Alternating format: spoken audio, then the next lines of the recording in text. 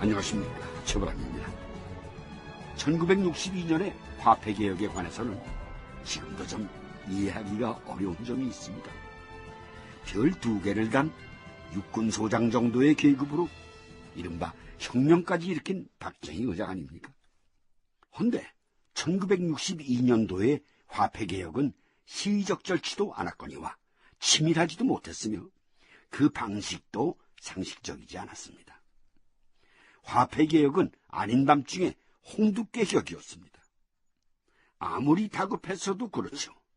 한나라의 중앙은행의 수장인 한국은행 총재가 일반 강요들이나 최고회의 위원들 사이에 섞여서 화폐개혁 내용을 들어야 했습니다.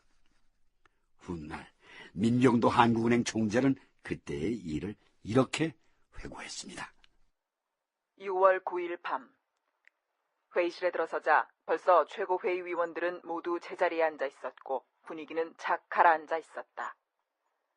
의장이 착석하자 곧 재정경제위원인 유원식 장군이 통화개혁에 대한 제안 설명을 했다. 혹시나 했던 예감이 적중하자 나는 쇠망치로 뒤통수를 크게 얻어맞은 기분이었다. 졸지에 당하는 통화개혁. 한나라의 중앙은행 총재가 이 통화개혁의 제안 설명을 듣는 광경. 이는 매우 아이러니컬한 모습이 아닐 수 없었다. 결국 이날 회의에서 통화개혁안은 만장일치로 통과되었다. 그리고 나에게는 앞으로 한은 총재로서 해야 할 중요한 임무가 부여되었다. 이것이 내가 맞은 일생일대의 큰 사건인 통화개혁의 전부였다.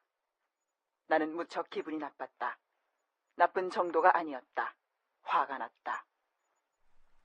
화가 난 사람은 민병도 한국은행 총재뿐이 아니었다. 이 자들이 사람 하나 허수아비로 만들기로 작정을 했어요. 김 원장은 또 왜 그러십니까? 세상에 경제개혁은 원장이 모르는 통화개혁도 있습니까? 아니, 김 원장도 그 자리에서 처음 들었습니까? 에? 아니 그럼 민 총재도? 이 다들 미쳤구만. 미쳤어. 말은 기밀 유지니 보안 유지 때문이라고 하는데 어떻게 이런 일이 있을 수가 있죠? 누가 아니랍니까? 모르면 물어서 하든가 아니면 잠자고 가만히 있던가. 나라 경제를 말아먹으려고 작정을 하지 않았다면 이럴 수가 있는 겁니까? 앞으로가 문제입니다. 이게 우리끼리만의 갈등으로 끝나지 않을 거예요. 무슨 말씀이십니까? 미국이요. 미국이 가만히 있겠어요. 그러고 보니 미국이 있었군요. 이 정부 회의적이에요.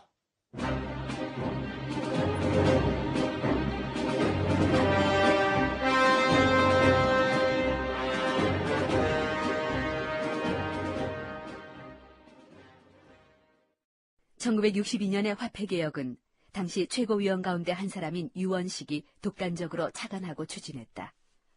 그렇다면 박정희는 왜 이를 묵인했을까?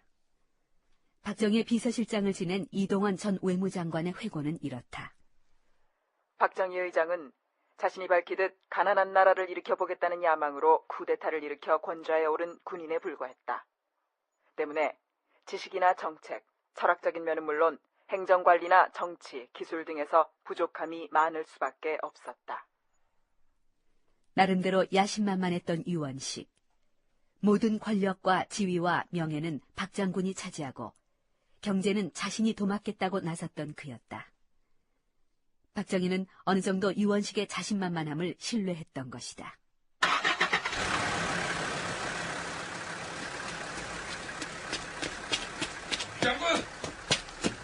유 장군, 나 좀 봅시다. 김 장군 아니십니까? 당신 이럴 수 있어? 무슨 일 있습니까? 무슨 일?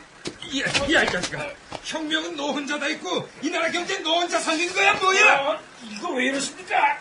이거 말로 합시다, 말로! 니들끼리 다 헤쳐먹겠다는 거야 뭐야? 이게?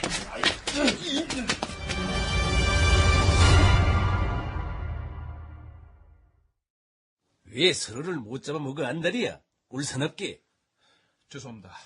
제 잘못입니다. 김동하 장군, 불만이 뭐야? 카카, 이건 아닙니다. 화폐개혁은 국가 경제적으로 볼 때 이만저만 중요한 게 아닙니다. 그런데 임자, 재경위원장 자리를 나 경제교육시키라고 앉혀놓은 줄 알아? 절차적 문제를 말씀드리는 겁니다.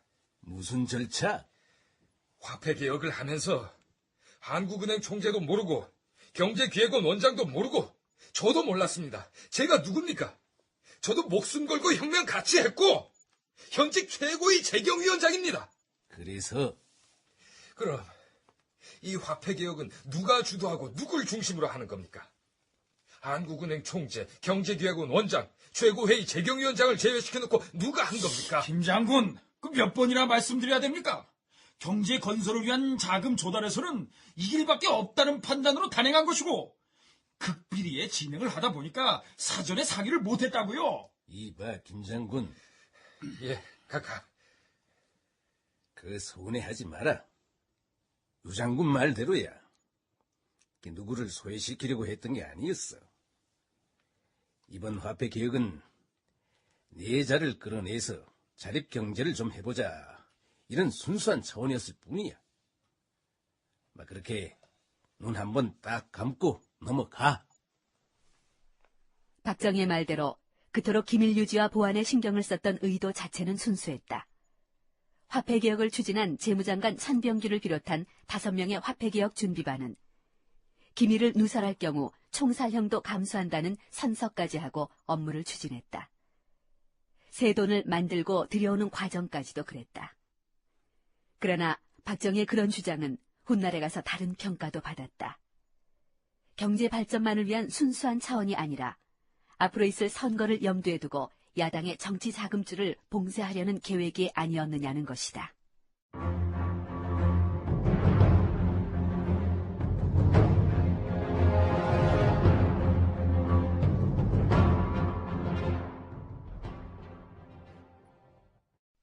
화폐개혁을 공표한 직후 최고회의 내외에서도 그렇게 갈등이 많았습니다.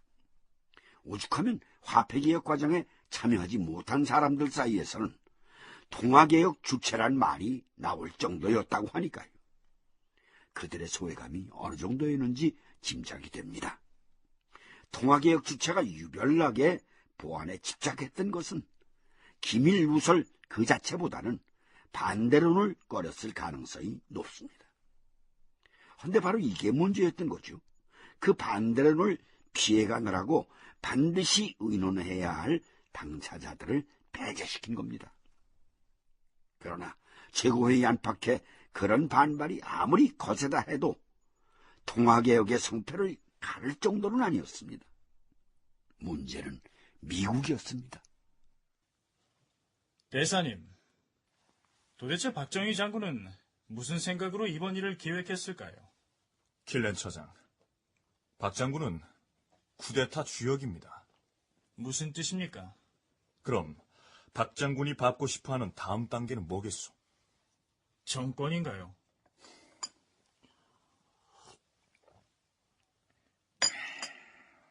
두고 보면 알게 될 거요. 그들의 오만함을 언제까지 두고 봐야 할지 모르겠습니다.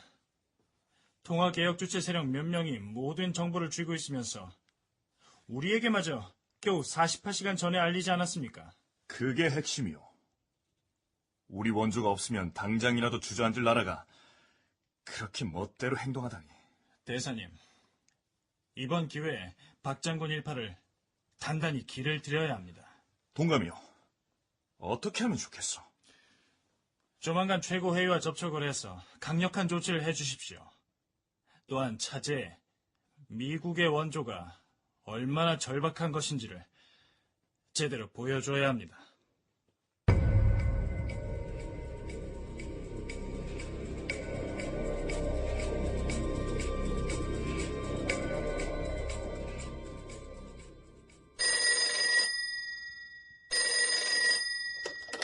예, 화폐개혁 대책본부입니다.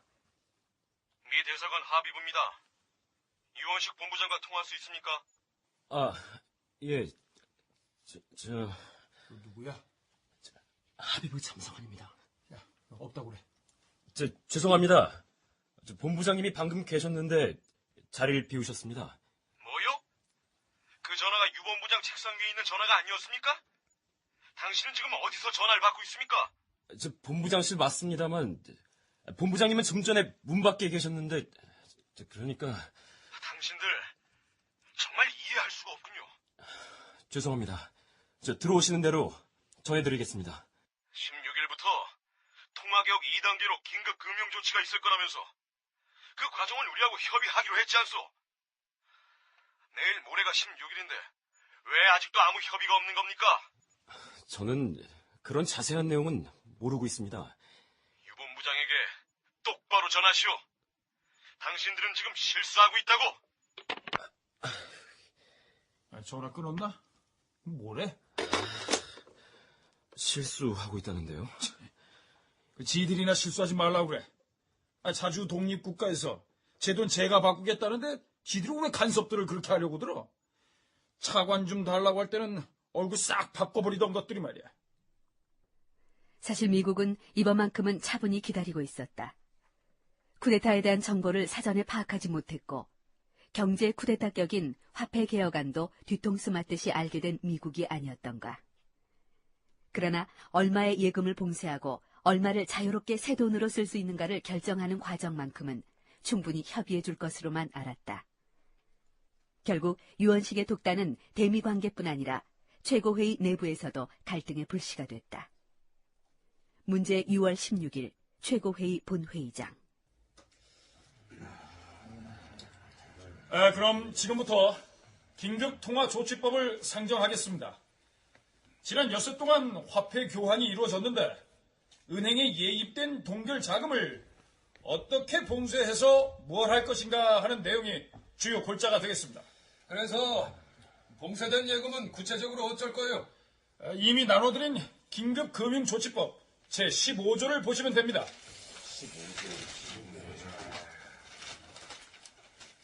이틀 후가 되겠습니다. 그러니까 6월 18일 이후 6개월 이내에 개발기관으로 설립될 산업개발공사의 주식으로 대체합니다. 돈을 얼마나 막을 거예요? 봉쇄율 말씀이시죠? 6개월 이상 1년 미만의 저축성 예적금일 경우 예입금의 100분의 35, 기타 예금일 경우 1,000만 원 이상은 전액 봉쇄됩니다. 예금의 성격과 기간에 따라서 일정한 비율을 정해놓았습니다. 이자는 얼마나 됩니까? 한국은행의 특별지불준비금으로 예치되는데 예금주에게 연 15%의 이자가 지급됩니다. 적지 않은 이자입니다. 이자 15%가 적지 않은 건 맞는데 그래도 개인 사정에 따라서는 1,000만 원 이상이 필요할 경우도 있을 것 아니요? 당연히 그럴 겁니다. 그런데 인정사정 안 보고 그렇게 돈을 막아버리면 그게 어디 민주국가입니까? 그런 경우도 이미 대비를 해놨습니다. 봉쇄 금액의 50%까지는 예금주에게 융자를 해줍니다. 지 돈은 한국은행에 뺏기고 그 돈을 담보로 융자를 해준다? 별 희한한 법을 다 보겠네.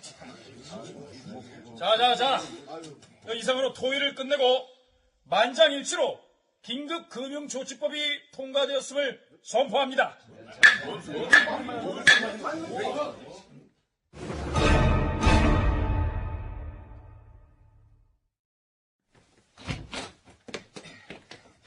여보세요, 유 장관.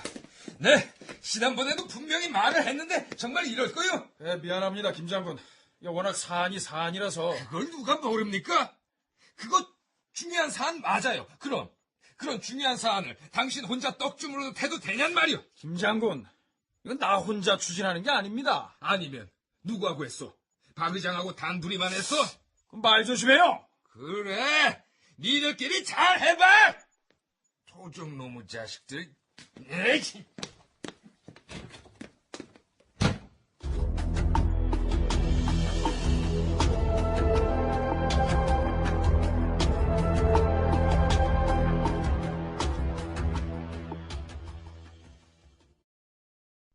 법은 통과되었지만 뒷맛은 개운치 않았습니다. 처음에 화폐개혁안을 만들 때와 마찬가지로 구체적인 금융조치 내용을 만드는 과정에서도 최고위원들은 대부분 사전에 아무 협의도 받지 못했습니다. 화폐개혁의 지휘자 유원식, 그는 최고회의와 미국 양쪽으로부터의 원성을 점점 키워가고 있습니다.